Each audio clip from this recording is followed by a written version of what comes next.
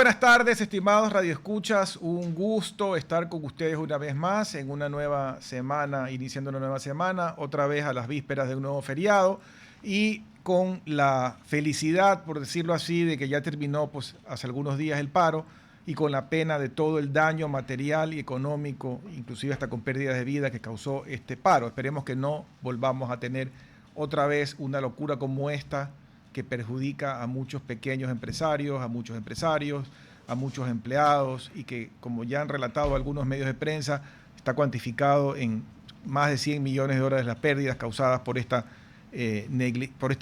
comportamiento negligente de algunos de los promotores de estos paros que no llevan a nada, sino, como digo, a la desunión y a todo este caos económico. Hoy tenemos con nosotros a Rodolfo Benítez. Él más bien, cuando yo lo conocí, fue por el lado agrícola, pero hoy en día se ha reinventado y nos visita para hablar de un emprendimiento que tiene, que es muy interesante, vinculado con la educación virtual, que se llama el Colegio Turing. Entonces, Rodolfo, primero, gracias por estar con nosotros y quería que nos cuentes un poco, porque justamente tú te has reinventado en tu vida. Cuando yo te conocí, tú tenías un emprendimiento vinculado más a insumos agrícolas y eres graduado pues, en esa materia. ¿Qué pasó y cómo te cambiaste, digamos, a esta nueva rama de trabajo? Giovanni, gracias por la invitación a tu programa y casualmente el nombre de Futuro en Acción es algo que me llama mucho la atención, es algo que se ha convertido, digamos, en mi forma de ver la vida, justamente ese nombre. Fíjate que el hecho de que durante la pandemia teníamos un negocio, pero se estancó justamente por las consecuencias fatales para mucha gente que hubo, algunas de vida y otras en negocios. Por los paros. Bueno, previamente a la pandemia justamente fue el paro. O sea, se pegó el paro y empezó la pandemia y ahí se afectó el negocio en el cual estaba, que era el negocio agrícola. Entonces, cuando hablamos de Futuro en Acción fue que en ese momento nos vimos obligados a muchos a reinventarnos y en este caso nosotros vimos una oportunidad en la parte de la tecnología. Muy importante que en ese tiempo se vio mucha gente obligada a estudiar en línea. Todos los colegios, al tener la cuarentena, todos los colegios tuvieron que adaptarse y empezar a dar las clases en línea. A la fuerza. A la fuerza. Y también nos tenían que despachar los alimentos a domicilio. Entonces en ese momento vimos que la tecnología, que tenemos que poner el futuro en acción para poder sobrevivir.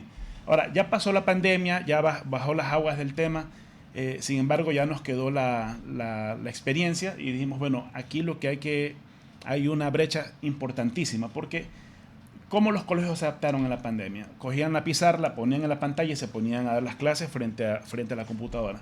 Y eso no es lo óptimo, por eso mucha gente... o sea, seguían haciendo lo mismo de antes y la única cosa era que se conectaban por internet. Es correcto. Y eso no es la lógica correcta de una educación virtual. Esa no es la lógica de una educación virtual.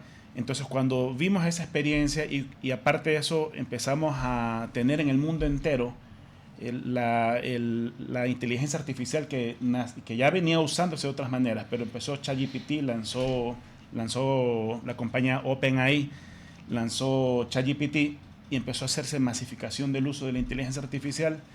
Vimos una gran oportunidad para el ser humano, en el sentido de que la educación virtual no necesariamente es algo que te toca hacer por obligación ante una pandemia, sino al contrario, es una oportunidad de mejorar el aprendizaje. Yo justo esta mañana escuchaba una entrevista de un podcast que yo sigo, ¿no? Y el entrevistador entrevistaba a un fulano que hablaba de un nuevo college que ha creado en Estados Unidos, pero una de las cosas que él hablaba es de que la educación, que hay muchas fallas en general, aún en universidades tope del mundo, hay una serie de fallas que no están contemplando el mundo actual. ¿Y qué decía él? Que, por ejemplo, uno de ellos, esto es un podcast con cierto contenido teológico, decía que él había aprendido más en lo que existe en los medios digitales, en YouTube y todo, sobre teología, que lo que él había aprendido en su masterado en teología. Es decir, hay tanto contenido disponible que uno puede aprender muchísimo y muchas veces gratuitamente, pero tienes que darle cierto orden. No puede ser simplemente, digamos, a la deriva. Tiene que haber cierto orden, porque también decía él que parte del problema es la disciplina. Pues no, yo puedo decir, oye, quiero tener el equivalente a un título de ingeniero mecánico, me invento, y lo quiero tomar, aunque no me importa el título, quiero aprender. Pero tú tienes que tener una guía, un orden. ¿Cómo ustedes le dan ese orden a lo que a veces es complicado de seguir por lo que estás un poco muy libre a nivel virtual. Bueno, vamos a partir de dónde nace el sistema educativo actual. Nace de la revolución industrial. Entonces, lo que mencionamos que la educación no ha evolucionado es correcto, porque la educación tiene es muy crítico, porque tratas con niños, tratas con jóvenes. Entonces, por eso los cambios son muy difíciles de hacer. Entonces, se ha mantenido. Y el modelo de la revolución industrial lo que requería era una persona similar, es sacar obreros de fábrica. Entonces, el sistema educativo en el cual te califican a todos con una misma malla. Uniforme. Y como piezas de una máquina. Como digamos. piezas de una máquina. Lo que te priorizan ahí es la memorización. Si tú te memorizas bien las cosas y haces lo que te dicen, te premian con la más alta nota. Y eso hemos vivido todos. Entonces, en ese mar de personas que nos educamos así, han sucumbido lamentablemente personas muy valiosas, personas con creatividad, personas con aptitudes artísticas, personas con aptitudes de investigación. ¿Por qué? Porque no te premian esas otras Yo no sé si tú recuerdas que hay un famoso, yo no sé si es como un video o una película de Charles Chaplin, que hace, obviamente en blanco y negro, que es una especie de crítica a lo que se vino en la Revolución Industrial, ¿no? No me acuerdo el nombre de esa película, pero él justamente hace una crítica a este hombre utilitario, digamos, este hombre pieza, ¿no? Y cómo la fábrica era recontra aburrido, digamos. Y claro, la cosa ha ido evolucionando, pero en los inicios de la Revolución Industrial, tú hacías un mismo trabajo todo el día. Entonces colocabas la tuerca A y colocabas todo el día la misma tuerca. O sea, era un mundo totalmente gris, aburrido, monótono. Correcto, y en este modelo educativo es el profesor tiene la razón, el profesor dicta y los otros se escuchan y aprenden. Entonces, esta parte lineal que nos acompaña hasta el día de hoy es lo que la tecnología está permitiendo cambiar. ¿De qué manera? La tecnología con la inteligencia artificial te brinda una educación adaptativa. Entonces, el alumno que puede aprender más puede avanzar más rápido en la área donde el alumno tiene una mejor capacidad.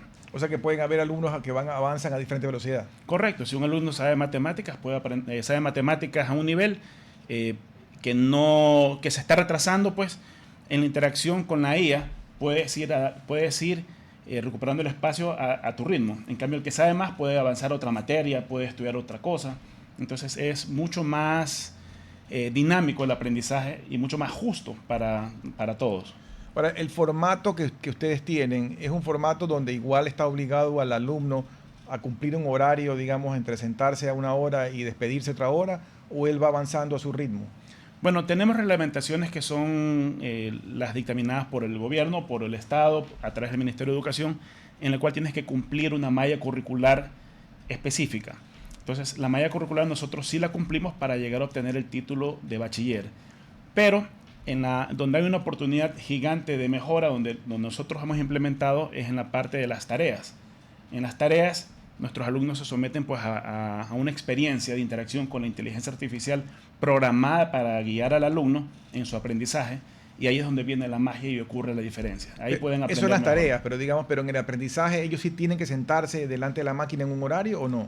Bueno, en la parte de la interacción de las tareas no necesita un horario, lo pueden hacer en diversos horarios. ¿Y la parte de interacción con los profesores? Esa sí tiene que ser en presencial. Hay unos horarios en los cuales interactúan con el profesor.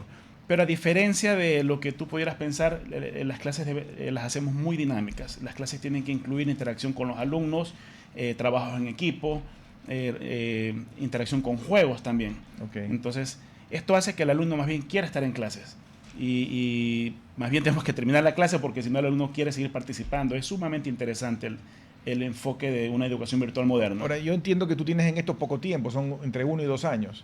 Estamos con un año ya recién la tecnología es nueva y estamos con un año de operación en la cual hemos tenido una acogida sumamente buena. Pero tú me comentabas que tienes 500 alumnos, eso es una acogida bárbara para recién comenzar. Es una acogida bárbara. Es que fíjate lo que te posibilita no solamente un mejor aprendizaje en la educación virtual, sino que te posibilita no caer en gastos innecesarios. Yo digo gastos innecesarios no tienes que gastar en transporte, por ejemplo. Muchas veces el transporte ya es una limitante. Transporte, uniforme. No gastas uniformes, no gastas en libros, porque las plataformas nuestras yo proveen todo el material en la pantalla. Entonces no se cobra aparte por eso. Y en un marco de inseguridad que vivimos en la actualidad, realmente es una opción maravillosa para las personas que no pueden movilizarse dentro de su propio barrio. Eso te iba a preguntar porque voy a hacer una comparación, no por el tema de la inseguridad, pero en Estados Unidos yo he leído que hay una corriente de pensamiento en algunos padres que no tienen el dinero para poner a sus hijos en un colegio pelucón privado, pero que no están de acuerdo con lo que está pasando con algunos con los colegios públicos en Estados Unidos, donde inclusive hay mucha ideología, mucha liberalidad, hay mucho desbande, digamos. Más bien, inclusive algunos hasta peligrosos, ¿no? Así es. Entonces, algunos han dicho, no, mejor los metemos en lo que se llama homeschooling o educación en casa, donde también tienen que cumplir un currículum para poder tener el título de bachiller equivalente en Estados Unidos. Entonces, yo creo que también hay un miedo por seguridad aquí, más aún en ciertos niveles socioeconómicos, que la gente, si lo puede tener precautelado en tu casa, preferible estar expuesto, porque hoy en día en muchos colegios, yo leía un reporte el otro día, el sistema de reclutamiento de las bandas y de la forma en que empujan para poderlos reclutar el consumo de drogas es de locos. Es terrible, y las cifras están dadas ahí. Hay 77,000 alumnos, chicos que dejaron de asistir al colegio solo el año pasado. Si eso lo multiplicamos por los últimos 5 años, estamos hablando de 250, 300,000 chicos que están excluidos del sistema educativo en la actualidad. Por delincuencia y también por otros factores, crisis económica. A veces muchos padres con 2 o 3 hijos no pueden seguir pagando la educación tradicional y digamos la opción fiscal no es una opción a veces porque lo que tienes alrededor no hay cupos o eventualmente hay problemas de delincuencia, hay problemas de... Hubo casos, en este año ha habido casos que ahí hasta vacunan, hasta los propios alumnos entre ellos. ¿Y a los profesores? Y a los profesores también. Sí. Y dime una cosa, a nivel del estrato, pensando pues digamos como consumidores, como clientes, ¿en qué nivel de precio están ustedes? Bueno, esa es una pregunta bastante buena en el sentido de que este tipo de educación, al tener la capacidad tecnológica y al poder ser en línea, pues nuestra educación es muy asequible. Nuestro costo con una beca que nosotros damos que se llama Beca Alan Turing, que son para todos los que ingresan ahorita en nuestro primer año, están pagando en estos momentos $48 por mes de pensión mensual. Pero eso es súper accesible. Súper accesible. Si te fijas que... Porque si tú sumas, perdón que te interrumpa, inclusive suponte que el alumno está hoy en día en la educación pública, que entre comillas es gratis, pero ponle el transporte. Bueno, tienen que gastar transportes. Con suerte si tienen los libros gratis, pero a veces les toca pagar libros. Y no solamente eso, sino que por mucho que sea fiscal, las escuelas igual piden colaboraciones, digamos que se llaman opcionales, colaboraciones que lo hacen los padres de buena manera para mejorar el colegio, para hacer fiestas. Los uniformes, por ejemplo, yo no sé si los públicos se los dan o los tienen que pagar. En algunas ocasiones logran que las fundaciones o los municipios les provean de eso, pero en otras ocasiones no. Entonces hay otros costos ahí escondidos que igual tienen que asumir.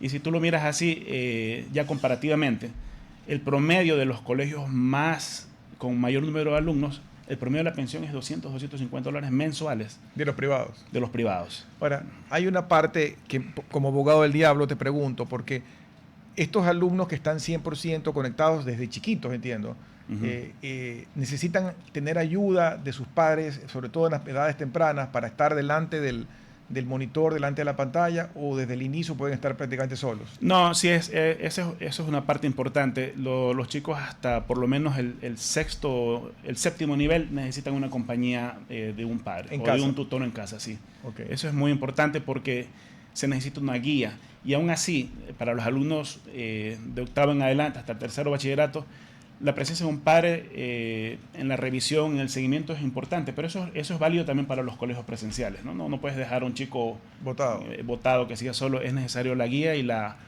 nosotros hablamos siempre del triángulo del éxito, hablamos que tanto el alumno como la institución, pero también el padre tiene que ver en la educación de un niño, no es que le botan al niño a la escuela. Ahora, volviendo al caso de la parte técnica, sí es importante la guía y la tutoría de un adulto en los menores.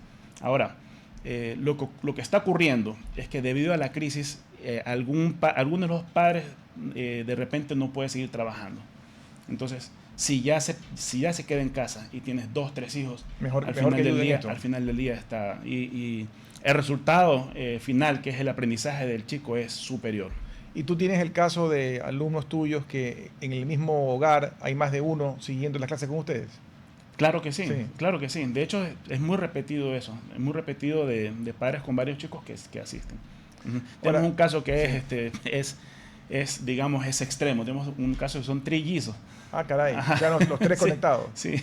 Oye, y la parte, siguiendo, digamos, en lo que pudieran perder en esta modalidad, lo que van a ganar ya lo vamos a hablar, pero lo que pudieran perder, esa ventaja de la interacción humana con sus compañeros, con un ámbito físico que también aporta, digamos, al aprendizaje y al crecimiento, ¿cómo lo compensas con esta modalidad? Nosotros fomentamos mucho y decimos, bueno, si ya como padre has tenido un ahorro importante en la educación, no solamente en dinero, sino también en tiempo, porque acuérdate que movilizarse a una escuela te toma 1 hora de ida, 1 hora de vuelta. Exacto. Entonces, nosotros sí fomentamos y empujamos y animamos muchísimo a los padres de que la nueva educación en esta nueva era del ser humano, en la cual vamos a competir contra robots, vamos a competir contra inteligencia artificial, el desarrollo de las artes y el deporte es una cuestión fundamental en el ser humano. Ok. Entonces, si ya te ahorras tiempo y te ahorras dinero, tienes que complementar tu O educación. sea, mételo en un tema de deporte. Tiene que hacer deporte o arte o las dos. Entonces, Porque tú no se lo puedes dar obviamente virtual. O sea, no, o sea, te cuento que nosotros sí damos cursos de teatro virtual, damos cursos de oratoria virtual, cursos de debate virtual. Se puede, pero fomentamos a que haya esa complementación, esa complementariedad en la educación con asistencia a presencial, a deportes o a artes también. algún tipo de actividad deportiva, de Así es, algún tipo de entrenamiento. ajá. Pero no Y es obligatorio para ustedes. no es obligatorio parte nuestra, pero recomendamos ampliamente para... Y ahí compensan también con el intercambio con compañeros. Así es, esa es la idea. Ahora, no es verdad que cuando tú estás en una pantalla no intercambias ideas con un compañero. Hay trabajos en equipo, Nosotros hicimos un encuentro presencial con los padres y con los alumnos, que fue el Día de la Familia. Los convocamos pues aquí a Guayaquil, los que podían venir de provincia lo pudieron hacer, los que no pues era opcional. Pero fíjate que fue sumamente enriquecedor ver cómo los chicos se buscaban entre ellos y se abrazaban como que si se conocieran toda la vida. O sea, no es que recién se fueron a conocer ahí, ya había una interacción previa a través de la pantalla. Eso te iba a decir porque hablando con una amiga mía latina, pero que vive hace muchos años en Estados Unidos y que su hijo estudió en homeschooling, y vale la pena anotar que el hijo que se educó en homeschooling, guiado por ella, entró a una universidad de las más complicadas de entrar a Estados Unidos, de las Ivy League. O sea que no es verdad que pueda hacer una educación de menor calidad, más bien el tipo es un estudiante deslotado y estudió, digamos, en su casa. Y ella me contaba de que en el mecanismo organizado por los propios padres sí encontraron espacios para ellos mismos organizarse y tener encuentros físicos. Entonces durante el año tenían 3, 4, 5 eventos donde se juntaban, interactuaban, se hacían amigos, hacían deportes. O sea, sí hicieron, tratando de compensar en hacer cierta conexión humana real, digamos presencial, para compensar un poco el tema del homeschooling. Sí, ciertamente yo soy partícipe de estar conectado físicamente, de intercambiar así. Entonces sí es importante el esfuerzo del padre, igual de haciendo otra actividad o como mencionas que sea. Y te doy una cuestión, en Estados Unidos el 12% de estudiantes hacen homeschooling. Que es alto. Es alto. Pero ese 12% en promedio tiene mejores calificaciones y mejor performance que los estudiantil otros. que el resto de estudiantes. Entonces es algo que está respaldado ya por datos. Es que yo creo que Estados Unidos, salvo algunas excepciones, tiene también un problema serio en ciertas zonas de colegios públicos, ¿no? También tienen problemas de violencia, problemas de inseguridad, problemas de drogas y problemas de calidad educativa. Entonces, por eso también la diferencia que tú mencionas.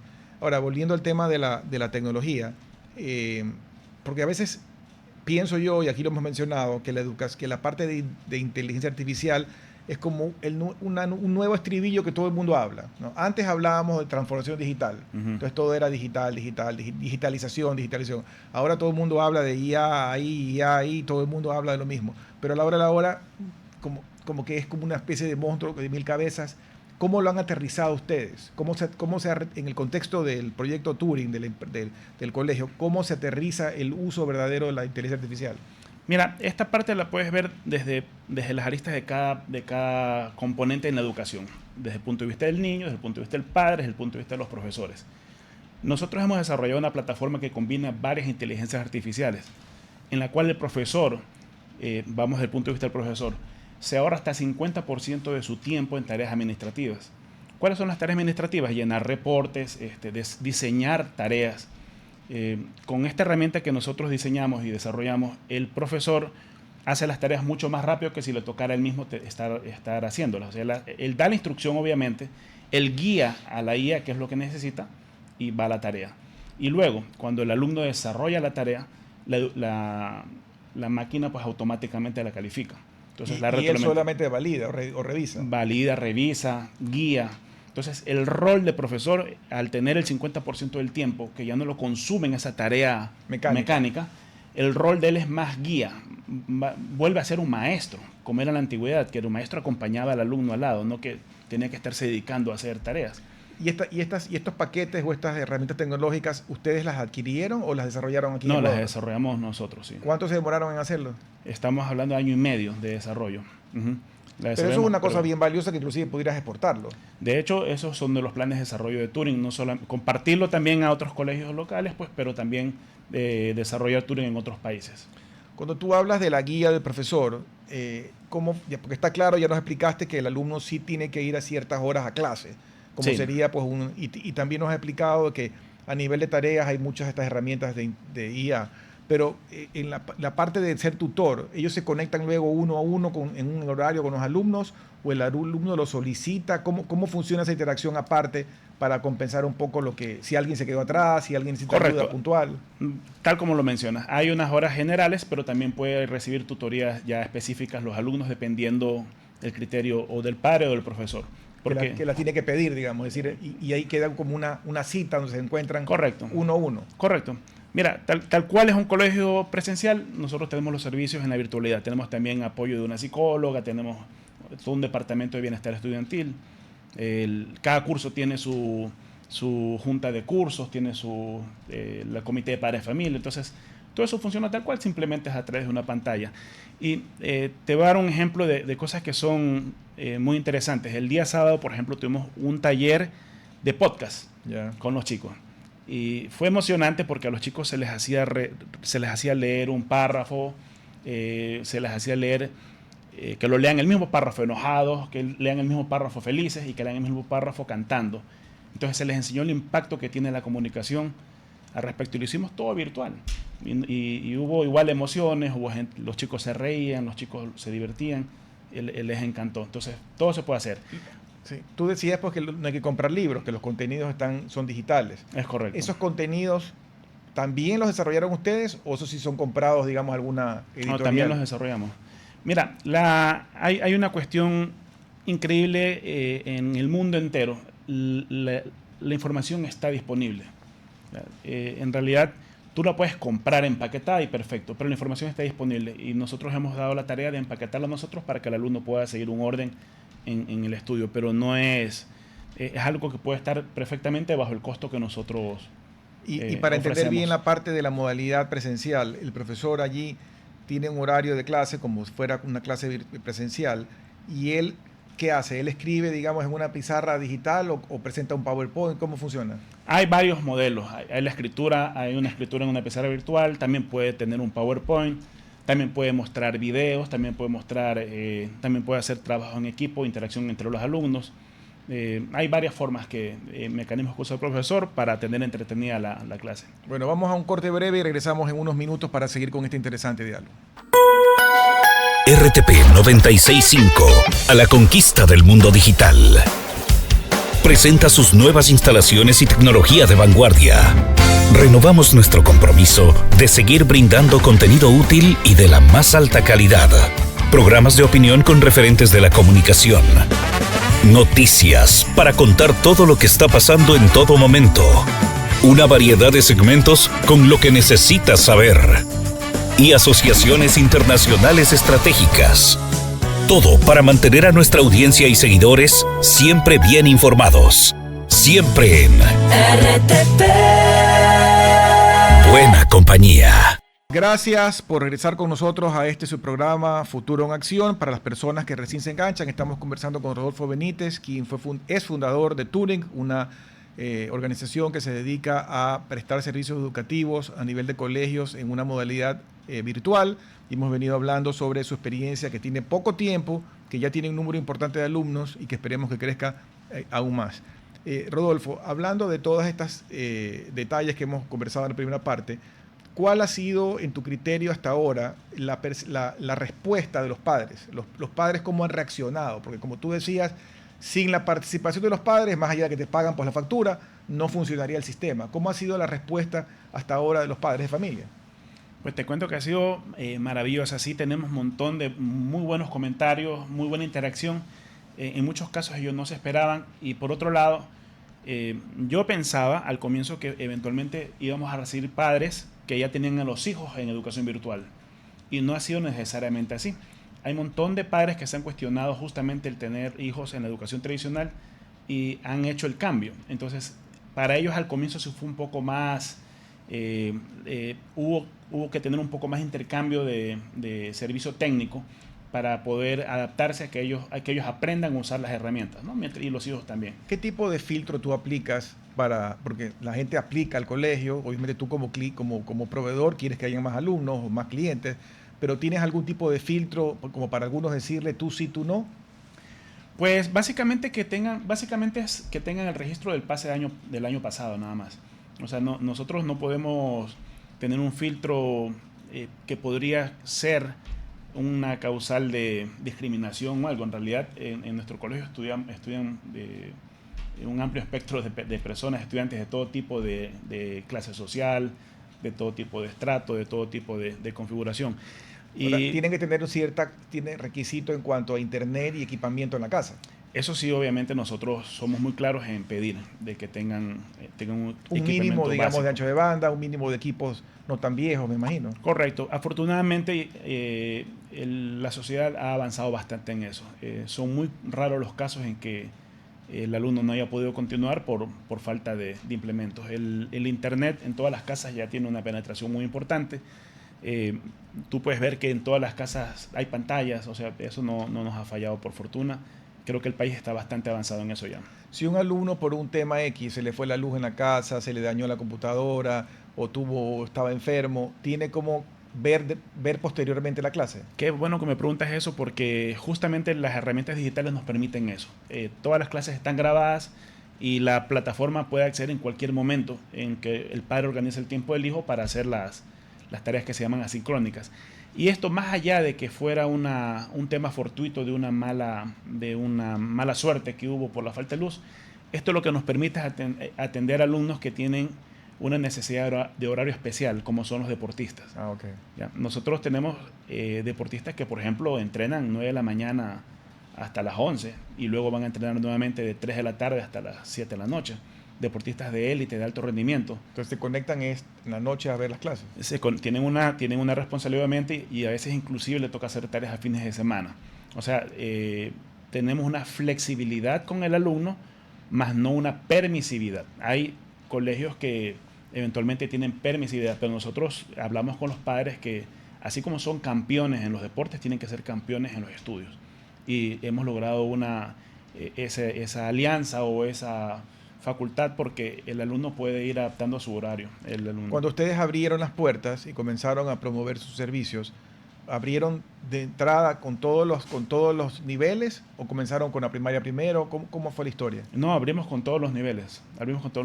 Y obviamente hay cursos que no están llenos porque, digamos, por ejemplo, el tercero bachillerato es muy raro que personas se cambien. Tiene que ser alguna circunstancia que se cambió de casa, se cambió de colegio, le queda lejos o el colegio cerró, pero en los grados ya menores pues estamos llenos. ¿Y qué tan fuertes son ustedes, digamos, en las exigencias? ¿Ya has tenido casos de chicos que no pueden pasar y que los tienen que descartar? Bueno, hasta este momento estamos lidiando, siempre hay chicos que eventualmente no tienen la misma rigurosidad o la misma disciplina, pero procuramos acompañarlos, procuramos igual que se nivelen. Estamos en ese esfuerzo en estos momentos. ¿Cuándo graduarías tu primera promoción ya de bachilleres? A fines de febrero. O sea, este sería la primera. Claro, de hecho ya tuvimos ceremonia de juramento a la bandera, tuvimos abanderados, fue muy emocionante. ¿Y ahí cómo haces? ¿Cómo haces ahí si están en modalidad virtual? El juramento a la bandera fue virtual y fue cantando el himno, todos parados pero en la investidura, cuando dimos la banda, sí la hicimos presencial, para tener esa parte emotiva y yo te preguntaba antes de comenzar, ustedes obviamente tienen una sede tienen una sede, pero no tienen, digamos, un colegio tradicional, es una sede más como administrativa. Tenemos una sede administrativa aquí tanto en Guayaquil como en Quito, donde pues se maneja todo el tema de las carpetas de los alumnos, los registros. La parte de programación, que es importante para nosotros, está centralizada. La parte de la administración de las grabaciones, marketing, servicio al cliente y departamento de bienestar estudiantil y rectoría. ¿Cómo hacer para no convertirse, digamos, en un colegio donde básicamente, porque ya explicaste algunas de las razones por las cuales la gente entra a un colegio como el tuyo? ¿Cómo hacer como para que no se llene de personas rechazadas de otros colegios? Como una última opción. Es difícil tú poder tener esa lectura de la persona. La única forma que va a ocurrir en el tiempo es que nuestro colegio no es un colegio, como te dije hace un momento, permisivo.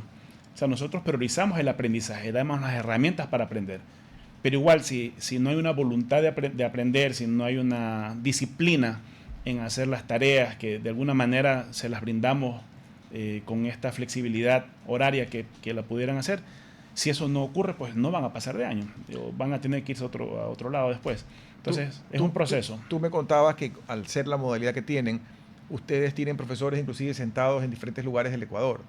Sí, eso es fascinante. La capacidad de crecimiento de ustedes es ilimitada.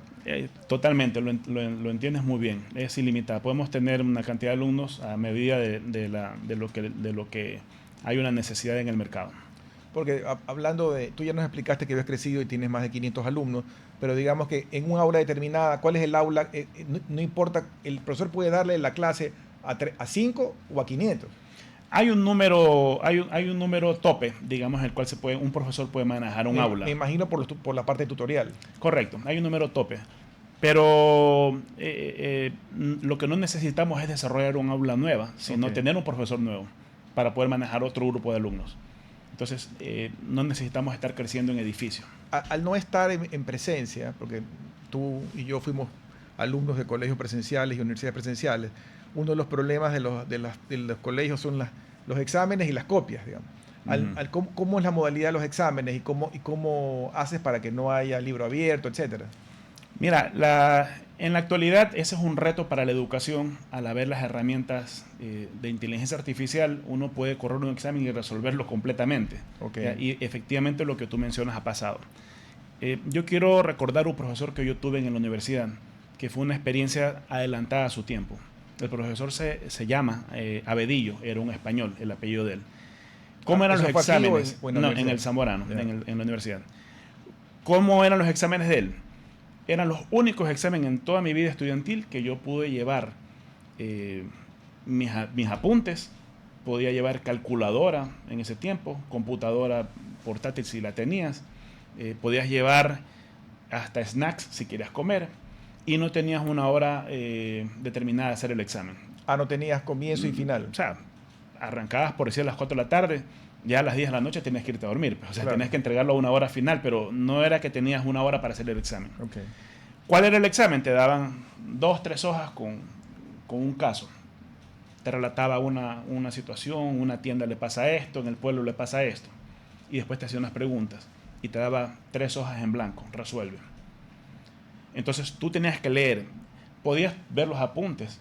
Si tenías inteligencia artificial, podías haberlo usado en ese tiempo. Claro, que además es una situación apegada a la realidad, porque tú hoy en día tienes un problema y no es que tienes libro cerrado. Tú puedes hoy en día ir a los libros, a la inteligencia artificial, a la computadora, todo. Correcto. Entonces, ¿qué era lo que él te calificaba? No te calificaba lo que te memorizabas, calificaba tu capacidad de resolver el problema. Y te tenías que haber un procedimiento que tú lo habías diseñado acorde al problema. Entonces, la educación actual tiene el reto de convertirse en eso, en darle al niño, al chico, al estudiante la capacidad de aprender a resolver un problema, no de memorizar, no de tener que responder falso o verdadero, sino de hacer un problema, también de presentar un proyecto. Y una cosa muy importante, de poderlo expresar. La comunicación, que es a lo que tú te dedicas profesionalmente, la comunicación es una habilidad fundamental en el ser humano, mucho más importante que la memoria. La memoria es útil, obviamente, pero hoy en día parte de la solución la tienes ahí, la consulta, no te acuerdas de algo, lo buscas, ¿no? Así es. No digo que no sea bueno no tener memoria, pero digamos hoy en día no te acordaste el nombre yo que sé de quién descubrió tal cosa, lo buscas y lo encuentras, ¿no? Así es. Entonces, en nuestro caso, nosotros, cuando me preguntas cómo cubrimos el tema de la copia, nosotros preferimos que el alumno nos presente. ¿Qué aprendiste? ¿Qué entendiste de lo que leíste? Entonces, ahí empieza a desarrollar otras habilidades que son las más válidas en nuestra nueva humanidad. Tú mencionabas hace un momento el tema de que en el pasado, en nuestra época, mucho era la educación de memoria, ¿no? Escuchabas al profesor, anotabas y luego cuando te tomaba el examen tenías que repetirle un poco lo que le había dicho, y eso realmente en el mundo de hoy no sirve. Así es. También mencionaste el inicio de la era industrial, donde tú te convertías en una parte de una máquina. Y parte de la crítica de la educación moderna, y yo diría muy fuertemente en el Ecuador, es esa falta de pensamiento crítico. Inclusive lo vemos en la acción política. Tú mencionábamos la desgracia de los paros y los paros indígenas, y uno lo que ve son borreguitos haciendo casos a cosas que no tienen sentido. ¿Cómo inculcar en el sistema que tú estás promocionando ese pensamiento, ese entender realmente y poder también cuestionar, en el buen sentido de la palabra, cómo ir por un lado o por otro, no ser simplemente estos loros que repiten? El mirar la educación, el no solamente premiar lo que se hace bien, sino también el que se equivoca, fomentar la repetición, darle la oportunidad que lo vuelva a intentar. Porque en el sistema antiguo de aprendizaje, el que se equivocaba y te ponen el 0, el rojo, y tú no tienes la oportunidad nuevamente de poder volver a aprender, te condena pues a simplemente, como tú dices, que la solución es copiar, que la solución es seguir, que la solución es... Entonces, esa es una parte. Y la otra parte es la participación del estudiante. O sea, tú no puedes tener una clase en la cual el profesor se levanta y él es el que sabe todo, habla desde que empieza la clase hasta que termina la clase, y ese fue tu aprendizaje. Eso ha estado mal toda la vida. Ahora, algo que mencionabas es que esto no puede tomarse como un mecanismo de educación que premie al vago o que no premie el esfuerzo. Ustedes se dan en el sistema, me imagino que ustedes sí se dan cuenta si alguien está poniendo las horas y el esfuerzo o no. Por supuesto, esa es una de las... Con la tecnología, hace un momento te mencioné de que desde la óptica del profesor había esa parte. De la óptica del padre, le llega automáticamente a él las calificaciones de los trabajos, le llega automáticamente a él las asistencias o las inasistencias. Entonces hay una especie de control cruzado, digamos, entre el equipo que está formando al alumno. Eso la tecnología te permite perfectamente, y eso está empezando. Va a haber muchas mejoras en esa parte para que se mida realmente el esfuerzo del estudiante, para que se mida el aprendizaje del estudiante. Y al haber esa medición, pues uno puede mejorar en las áreas donde no esté siendo bueno.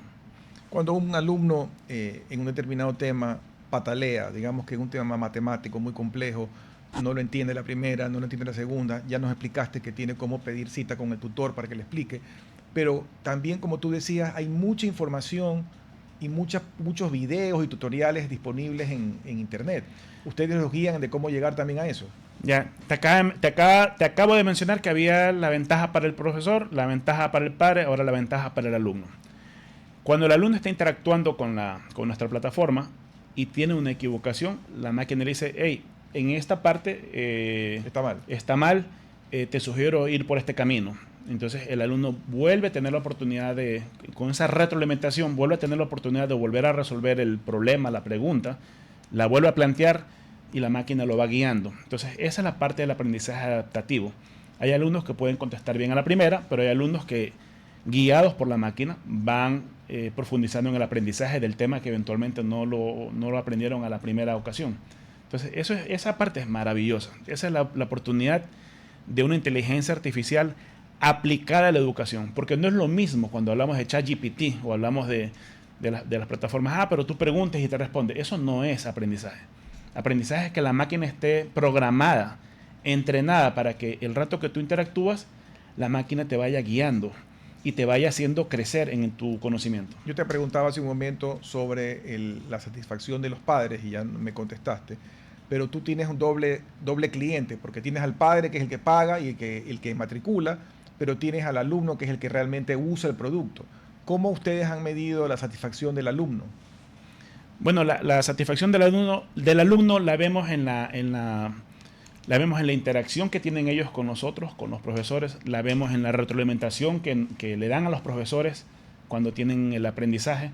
La vemos en su participación en las tareas, en los concursos, en las actividades extracurriculares.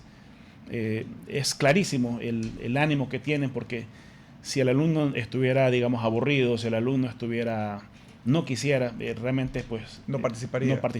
¿Y cómo tienes algún mecanismo de evaluación también de los tutores y profesores, o básicamente es de acuerdo a la interacción con los alumnos? No, sí los evaluamos los profesores, tal cual como un colegio normal. Igual tenemos encuestas, igual tenemos retroalimentación y también tenemos supervisión de la clase. Y también te preguntaba, lo que te pregunté con respecto a los padres y los alumnos, hasta ahora la respuesta, porque muchos de estos profesores me imagino que no habían venido a este mundo. Ustedes los capacitan para poder ser parte del sistema. Hemos procurado seleccionar profesores con experiencia previa en plataformas virtuales. Okay. Sí, hemos tenido... Ante la posibilidad de tener profesores para escoger, hemos seleccionado profesores que son expertos ya en clases virtuales. Nos quedan 5 minutos, Rodolfo. ¿Y ustedes qué planes futuros tienen? Porque tienes poco tiempo de haber nacido, de lo que yo veo te ha ido muy bien. ¿Cuáles son tus planes futuros como institución? Nosotros, con los recursos que hemos desarrollado a nivel de educación, esta es una oportunidad de poder brindar esta experiencia y satisfacción del aprendizaje adquirido a cualquier parte del mundo en realidad. Y no solamente en español. Podemos partir de español, pero la tecnología nos brinda la opción de poder comunicarnos hasta inclusive varios idiomas. Entonces es muy fácil escalar a ir a otros países, dar esta experiencia que hemos logrado acá. Aquí Made in Ecuador, pero con muy alto nivel de educación. Y te quería mencionar algo más que no lo quiero dejar de mencionar también. Nosotros atendemos a muchos chicos que tienen capacidades neurodivergentes, que se llama, o necesidades especiales. Esto nos convierte en una opción de educación también muy inclusiva. Tenemos un alto porcentaje debido a que muchas veces estos chicos en los colegios tradicionales son mal entendidos. O rechazados. Rechazados o mal atendidos. Con mucha pena escuchamos al ingreso de algún chico de que en el colegio lo sentaban al fondo en una silla separado para que no moleste a los amigos. O no le daban la atención especializada que requiere, porque eventualmente para muchos colegios físicamente también es imposible. Claro, porque no tenían el personal y la capacidad para atenderlo de forma especializada. Así es. Ahora, ciertamente que bajo la educación virtual necesitan de un tutor. Eso no necesitan igual el acompañamiento. Pero definitivamente, como las herramientas que les brindamos, como te mencionaba, como son adaptativas, pues no hay la frustración del estudiante de que eventualmente no avanza al mismo ritmo de los otros en cierta área. Entonces va poco a poco, acompañado del tutor y con el profesor entendiendo cada caso por caso, va llevando pues la clase, la va nivelando pues. Pero ahí ellos usan la misma herramienta, tal cual usan los demás, pero tiene un seguimiento más detallado o más hecho a la medida para ellos. Correcto, en algunos casos hay adaptaciones ya para que la herramienta responda pues a la necesidad específica del niño. Entonces, es algo que nos llena de orgullo también. Todos reciben pues una atención buena, pero en este caso pues específico es una solución maravillosa. Nos quedan 2 minutos. ¿Cuáles serían tus mensajes finales? Porque realmente esto es una aventura que tú te has metido, como hablábamos al comienzo, te conocí en otra etapa de tu vida, te has reinventado. ¿Cuál es un poco el mensaje final que quisieras dejar? Pues yo pienso que no hay que descuidar el tema de la educación de nuestros hijos, pero hay que proyectarse más allá. El futuro que se nos viene es muy duro. Es muy duro en el sentido de que el ser humano va a ser reemplazado por la máquina. Eso es algo que no... En muchas cosas. En muchas cosas. Las estimaciones optimistas dicen que en los próximos 10 años se van a perder el 50% de los trabajos, de las profesiones. Entonces, esto implica que vamos hacia un mundo diferente. Si nosotros no tomamos la opción de educar a nuestros hijos para ese futuro que se viene en poquísimo tiempo, vamos a condenar a nuestros niños a que no puedan defenderse, que no puedan ser exitosos. Ese mundo nuevo trae muchísimas oportunidades también gigantes, pero solo van a ser exclusivas para quien se prepare de una manera diferente. Nosotros estamos convencidos de que este nuevo ser humano tiene que potenciarse en esas cualidades humanas. Tiene que aprender muchísimo y a profundidad el uso de la robótica, de la inteligencia artificial y de la programación, pero tiene que potenciarse en las habilidades de trabajo en equipo, empatía, comunicación, resolución de problemas. Entonces, estas cosas son las que configuran el nuevo ser humano, el ser humano que va a poder ser exitoso en los próximos años. Así es. Muy bien, Rodolfo, muchas gracias. Te felicito por esta iniciativa. Espero que regreses pronto para contarnos novedades de cómo va avanzando tu proyecto.